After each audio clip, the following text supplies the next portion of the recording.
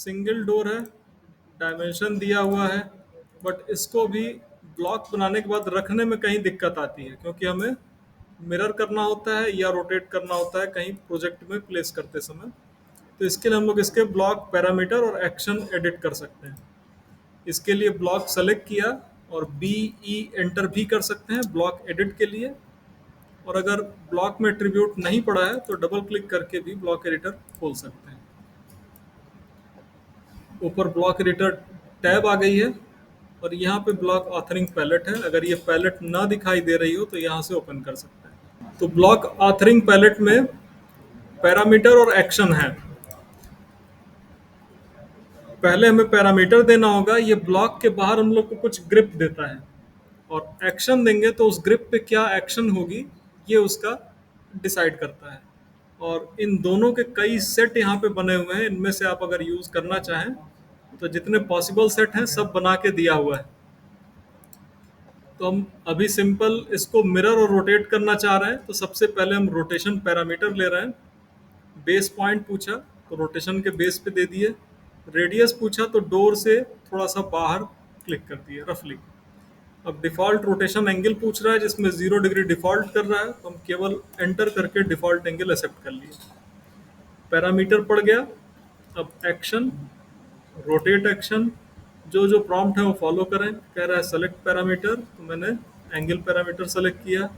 कह रहा है सेलेक्ट ऑब्जेक्ट्स तो मैंने सारी ऑब्जेक्ट सेलेक्ट करके एंटर कर दिया। यहाँ पे अगर ये आइकन आ गया है यानी कि आपका काम हो गया है, एक्शन पड़ गई है।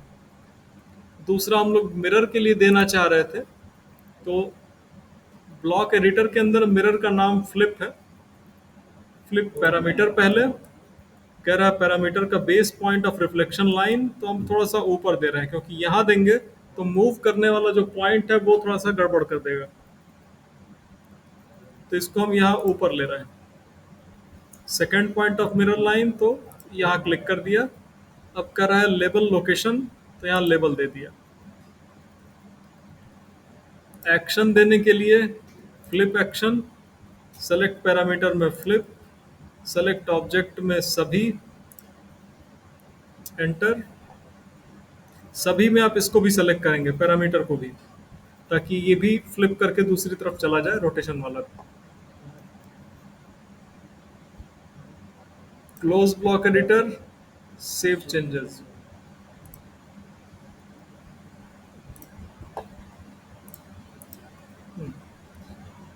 तो इस पॉइंट से ये मिरर हो जा रहा है केवल एक क्लिक पे, और इस पॉइंट से ये रोटेट हो जा रहा है। पॉइंट तक है, ग्रिप का है। तो अभी रोटेशन में क्या दिक्कत आ रही है, जो दिख रहा है कि ये रोटेट करने पे भी फ्लिप का जो ग्रिप है वो वहीं रह जा रहा है। उस केस में अब मिरर करते समय इशू आ सकता है। तो कायदे से रोटेशन पैरामीटर के समय हमारी ग्रिप नहीं सेलेक्ट है, तो मैंने फिर से ब्लॉक एडिट किया।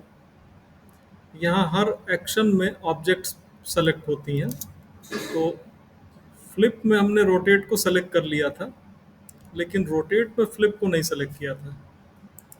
इसमें हम रोटेट एक्शन पे राइट क्लिक कर रहे हैं, एक्शन सिलेक्शन सेट, इसको मॉडिफाई कर रहे हैं और इस पैरामीटर को भी सेलेक्ट कर दे रहे हैं और एंटर कर दिया। तो अब क्या है, रोटेशन में ये पैरामीटर भी रोटेट करेगा।